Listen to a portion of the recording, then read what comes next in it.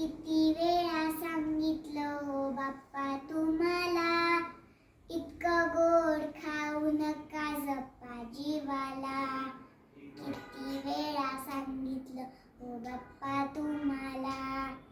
10 दिवसांसाठी येता रोज रोज मोदक खाता. 10 दिवसांसाठी येता रोज रोज मोदक खाता.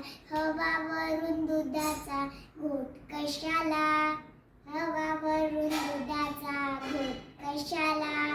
किती वेळा सांगितलं हो बाप्पा तुम्हाला, इतकं गोड खाऊ नका जपा जीवाला.